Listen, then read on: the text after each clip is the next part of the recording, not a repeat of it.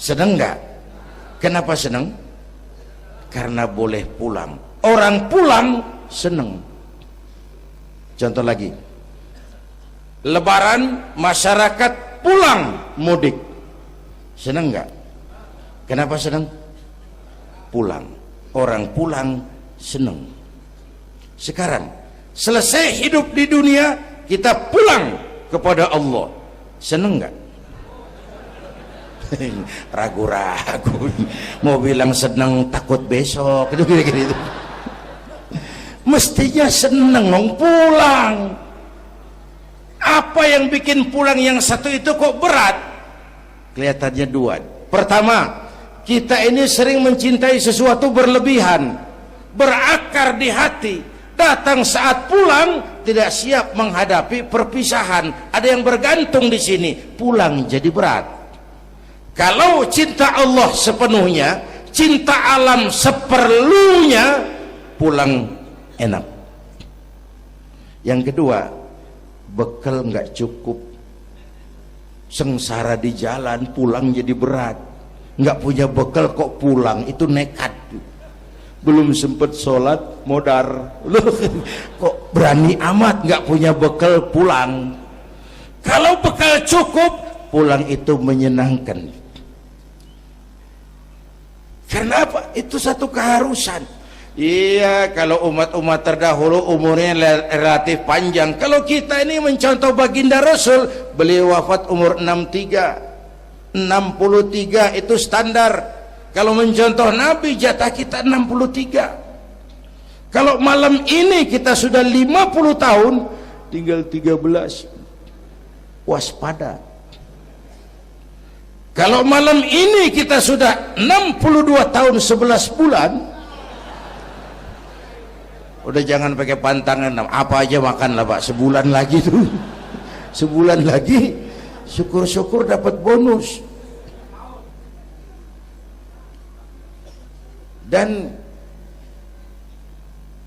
saya bilang mati itu tidak pakai abjad. Kalau pakai abjad bisa nunggu, mati bang ngacak. Kadang-kadang kakeknya segar bugar, cucunya pae. Kalau mati pakai abjad enak nunggunya. Tahun ini yang mati A, tahun depan B, tahun berikutnya C, lalu D, terus F, lalu G, lalu H. Saya Z. Repot saya, nggak ada yang ngurus, orang udah habis.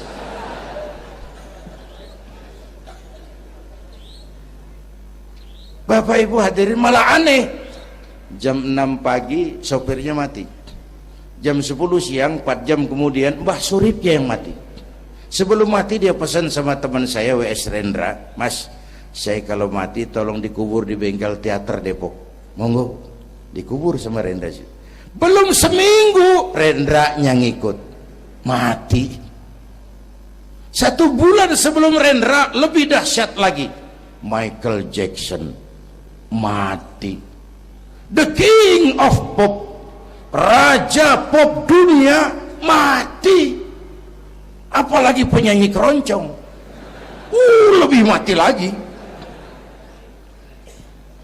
Ada hidup sesudah mati, ada akhirat sesudah dunia. Semua kita perantau, dan perantau harus pulang. Bapak Ibu hadirin yang saya hormati, oleh karena itu, dengan semangat itu, ayo kita tingkatkan ibadah kepada Allah Subhanahu. Penutup, Isra Mi'raj itu filter. Setelah terjadi peristiwa itu kelihatan, yang beriman makin mantap, ini golongan Abu Bakar Siddiq. Yang kafir makin kurang ajar, ini golongan Abu Jahal, Abu Lahab, Abu Sufyan, dan abu-abu lain kumpul di situ. Yang ragu-ragu kafir lagi. Ini kristalisasi. Maka dengan memperingati Isra Mi'raj ditambah dengan semangat sholat berjamaah, ayo kita jaga kesatuan, persatuan, kerukunan, dan kekompakan. Bapak Ibu hadirin yang saya hormati, saya bersyukur walaupun belum pernah hadir, tapi saya tahu tiap minggu pagi pengajian Kiai Uci ini dibanjiri oleh jamaah. Alhamdulillah. Kita doakan beliau diberikan kekuatan, dan pengajian jalan terus sampai kira-kira kiamat kurang seminggu. Jangan sampai kiamat lah, ngeri. Saudara-saudara, itu yang kita perlukan sekarang.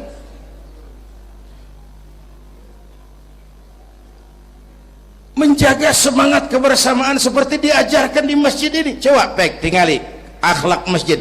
Siapapun masuk masjid, copot sendal, buka sepatu. Kenapa? Tidak ada warga kelas 1 di sini. Semua sama di depan Allah. Ini masyarakat yang mau kita bangun. Lurah masuk masjid, buka sepatu, rah. Camat masuk masjid, buka sepatu, mat. Wali kota masuk masjid, buka sepatu. Ini Pak yang ngomong dia tuh. Sembarangan tak.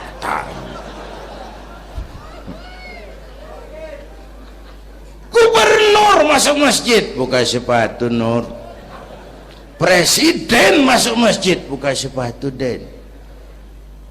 Ini masyarakat yang mau kita bangun. Kan keadilan di negeri kita ini masih mahal. Hukum masih sering seperti pisau, tajam ke bawah, tumpul ke atas. Kalau yang kecil salah, hukum cepat-cepat ditegakkan. Yang besar salah, cicing wae, pura-pura tenyaho. Itu yang melukai rasa keadilan. Bapak Ibu hadirin yang saya hormati, itu yang melukai rasa keadilan. Kalau mau lapor kehilangan ayam, itu harus jual kambing. Ingin menang berperkara, jual sapi. Ngurusin ayam hilang kok jual kambing, jual sapi. Itu harga keadilan yang harus kita bayar. Karena itu ke depan belajar dari sejarah, kita bukan cuma perlu pemimpin pinter, tapi juga benar. Malahan lebih baik benar enggak tapi pintar ketimbang pintar tapi enggak benar. Capek dibohongi pemimpin yang cuma pintar tapi enggak benar. Disuruh ngurus beras malah nimbun beras, disuruh ngurus laut jadi bajak laut, disuruh ngurus hutan rame-rame jadi orang hutan. Gitu.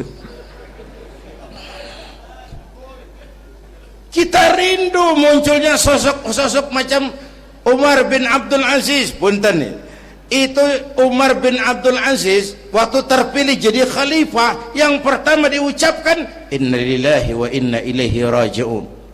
Terpilih jadi presiden bukan alhamdulillah, innalillah. Pagi dilantik, malam pesta. Pesta apa? Dangdut? Enggak. Pesta air mata. Di mana? Di mihrab dalam masjid, sujud sambil berlinang air mata. Istrinya tanya, "Bang?" "Iya sayang." "Oh, udah dengerin aja, orang improvisasi." "Iya sayang, abang kan sekarang jadi khalifah." "Kenapa nangis, Pak?" "Itu Fatimah, itu sebabnya saya nangis karena saya dipilih aklamasi secara sebagai khalifah. Setelah jadi pemimpin yang terbayang oleh saya, yatim piatu yang merintih kelaparan, janda-janda tua yang perlu bantuan, rakyat saya yang belum bisa menemukan haknya secara wajar, saya takut saya zalim kepada mereka. Saya nangis mohon pertolongan Allah." Pagi dilantik, malam pesta, tahajud. Esok harinya karena pemimpin baru, banyaklah pejabat-pejabat gubernur cari muka.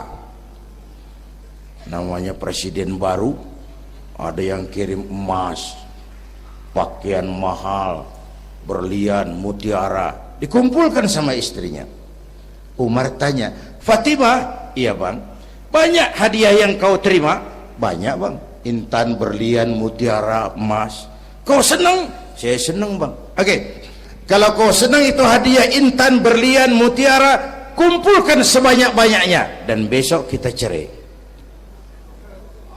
Tapi kalau kau sayang saya, itu hadiah intan, berlian, mutiara, jual, uangnya masukkan baitul mal untuk ngurus rakyat kita."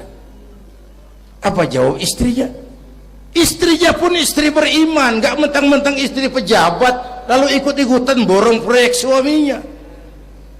Kata Fatimah, abang, iya sayang, apalah artinya intan berlian tanpa engkau di sisiku, bang?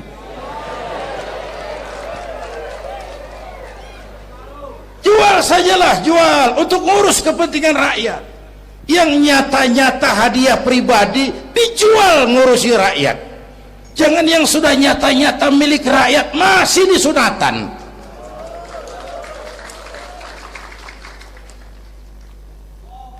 Yang antik lagi, satu malam beliau kerja di kamar pakai lampu templok, nulis. Datang seorang tamu, Assalamualaikum ya Amirul Mukminin. Waalaikumsalam.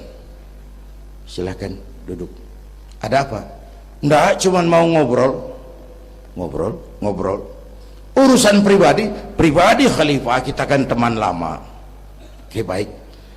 Beliau berdiri, lampunya dipadamkan, ditiup, mati, gelap kamar. Ayo kita ngobrol. Tamunya heran, ya khalifah, iya, kita kan mau ngobrol, iya, kenapa lampu dimatiin? Begini mas, mau tamunya dari Jawa waktu itu, dengerin aja kenapa sih. Gini loh mas, tadi waktu sampean datang tuh kan sampean lihat saya lagi kerja. Iya, saya kerja tadi ngurusi rakyat.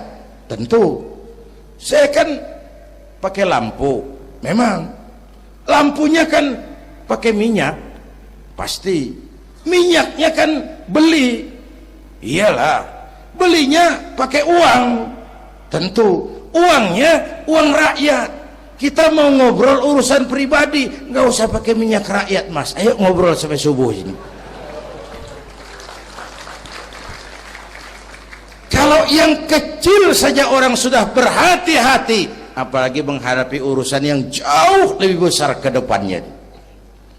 Bapak Ibu hadirin yang saya hormati, oleh karena itu kita memerlukan semangat kebersamaan, walaupun tidak harus selalu bersama-sama.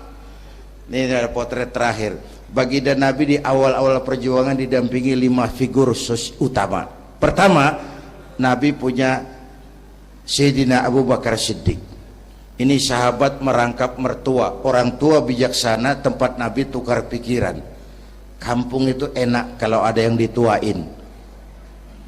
Yang kedua, beliau punya Umar bin Khattab, Al-Futuhat Al-Islamiyah, imam tapi jenderal, jenderal tapi imam, gagah, berani untuk Islam.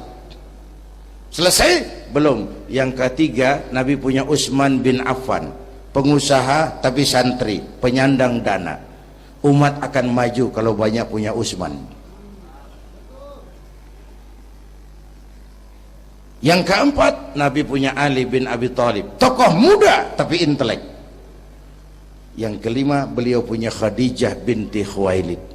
5 figur utama bahu-membahu membantu perjuangan Nabi. Begitulah kita berjuang.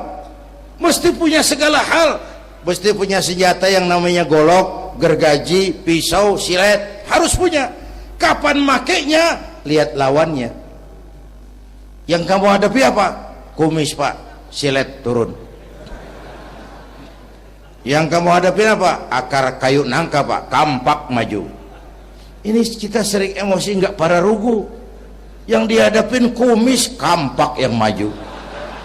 Urusan nggak selesai bibir bongkar pak. Anak-anak muda nggak cukup dibakar emosinya. Berani harus, nekat jangan. Berkorban siap, konyol nanti dulu. Mati syahid, ayo. Mati sangit, jangan. Berani sama nekat tipis loh bedanya. Berani harus, nekat jangan. Berkorban siap, konyol nanti dulu. Bapak Ibu hadirin yang saya hormati, dengan semangat kebersamaan saya yakin kita bisa berbuat lebih banyak. Inilah barangkali sekelumit ikut tasyakur saya. Mudah-mudahan ada manfaatnya buat kita semua.